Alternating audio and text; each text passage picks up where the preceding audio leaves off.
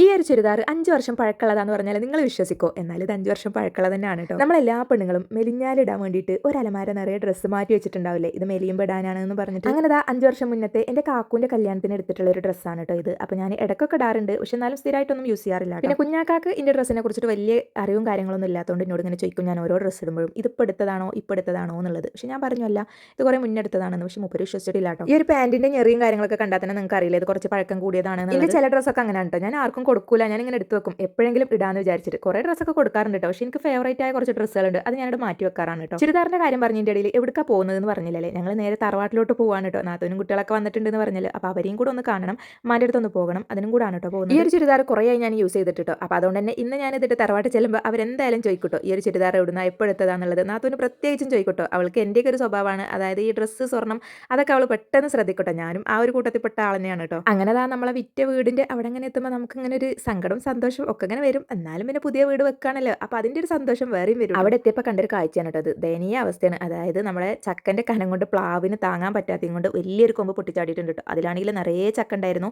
ചെറുതും വലുതും മൂക്കാത്തതും മൂത്തതും ഒക്കെ ഉണ്ടായിരുന്നു കേട്ടോ. പഴുത്തത് അടക്കണ്ടായിരുന്നു. എന്തായാലും ചെന്നത് നല്ലൊരു ടൈമൊക്കെ ആയിട്ടോ, കാരണം നമുക്ക് പഴുത്ത ചക്ക കഴിക്കാമല്ലോ. ഇത് അറിഞ്ഞിട്ടൊന്നുമല്ല കേട്ടോ നമ്മൾ പോയത്. ഇപ്പം നമ്മൾ ചെന്നിട്ടില്ലെങ്കിലും നമുക്കുള്ള ഒരു എന്തായാലും മീനസ്താത്തിയും എന്തായാലും ഇവിടെ എത്തിക്കിട്ടോ. പഴുത്തതാണെങ്കിലും ഇടിച്ചൊക്കെയാണെങ്കിലും ഒക്കെ ഇവിടെ കൊടുത്തേക്കാറുണ്ട്. അങ്ങനെ അവിടെ എത്തി ചെന്നപ്പോൾ എല്ലാവരും ടി വിയിൽ ഇങ്ങനെ മുഴുകിയിരിക്കുകയാണ്. ഈ ഒരു സംഭവം എനിക്ക് നല്ലപോലെ ഇഷ്ടമായിട്ടുണ്ടായിരുന്നു. ഇത് വലിയാക്ക എവിടെയോ പോയപ്പോൾ വാങ്ങിച്ചു കൊടുക്കുന്നതാണ് കേട്ടോ. അതായത് മുത്തച്ഛന് ഇങ്ങനത്തെ സംഭവങ്ങളൊക്കെ ഭയങ്കര ഇഷ്ടമാണ്. എന്നിട്ട് കുട്ടികൾക്ക് ഇങ്ങനെ കൊടുന്ന് കൊടുക്കും. അത് കഴിഞ്ഞ് സിറ്റ് ഔട്ടിലെത്തിയപ്പോൾ നാത്തൂന് ഭയങ്കര ഫോൺ കോളിലാണ് കേട്ടോ. എന്നാൽ പിന്നെ നമുക്ക് ചക്ക ഇടാന്ന് പറഞ്ഞുകൊണ്ട് എല്ലാവരും കൂടെ ചക്കൻ്റെ ചോട്ടിലെത്തിട്ടോ, അതായത് പ്ലാവിൻ്റെ ചോട്ടിലെത്തിട്ടോ. എൻ്റെ നാത്തൂന് ഇവിടെ വന്നാലും ഞാൻ എൻ്റെ വീട്ടിൽ പോയാലും ആകെപ്പാടെ ഒരു ജഗപൊക തിരക്കായിരിക്കും. അതായത് കുട്ടികളെ സൗണ്ടും തിരക്കും എല്ലാം കൂടെ ഒരു തിരക്കായിരിക്കും.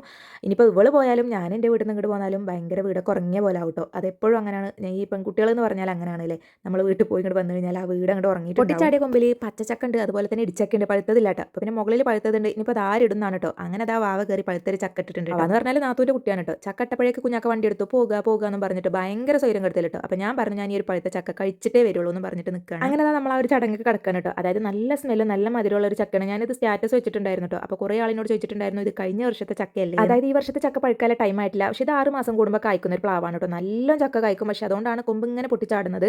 ഇപ്പോൾ ആരെങ്കിലും നാവൂറിട്ടിട്ടാണോ എന്നറിയില്ല കേട്ടോ. ചിലവർക്ക് കണ്ണിടാളൊരു കഴിവുണ്ടെന്ന് പറയണേക്കാം, അതുകൊണ്ടാണോ എന്ന് അറിയില്ല. പിന്നെ ഒരു പ്രത്യേക കാര്യം പറയാൻ കേട്ടോ, എൻ്റെ അമ്മമാർക്കാണെങ്കിലും നാത്തൂനാണെങ്കിലും മൂത്തച്ചിക്കാണെങ്കിലും ആർക്കും എനിക്കൊരു ചാനലുള്ളത് ഇവർക്ക് ആർക്കും അറിയില്ല. ഞാൻ വീഡിയോ എടുക്കുന്നത് കണ്ട് അപ്പോൾ പറയട്ടോ, ഓളെടുത്തു വീഡിയോസ് എടുത്തു റീൽസിൽ ഇടാനായിരിക്കും അങ്ങനെ ഇങ്ങനെയെന്നൊക്കെ പറയാറുണ്ട്. പക്ഷേ എൻ്റെ ഈ ഒരു ചാനൽ അവർ ഇതുവരെ കണ്ടിട്ടില്ല. അപ്പോൾ എന്തായാലും അവർ കണ്ട് അവരുടെ ഫോണിലൊക്കെ നോട്ടിഫിക്കേഷൻ ചെല്ലുന്നത് വരെ ഇത് അതിൽ കിടക്കട്ടെ കേട്ടോ. അപ്പോൾ എന്തായാലും അവർക്ക് കാണാമല്ലോ, എല്ലാവരും ഒഴിഞ്ഞു മാറാണ് കേട്ടോ ഞാൻ വീഡിയോസ് എടുക്കുന്നത് കണ്ടിട്ട്. ചക്ക കഴിക്കുകയും ചെയ്തു, നല്ലൊരു വലിയ മുറി കൊണ്ടുപോകും ചെയ്തു കേട്ടോ. അപ്പോൾ ഇന്നത്തെ വീഡിയോ ഇത്രേ ഉള്ളൂ. ലൈക്ക് ചെയ്യാനും സബ്സ്ക്രൈബ് ചെയ്യാനും മറക്കല്ലേ കേട്ടോ.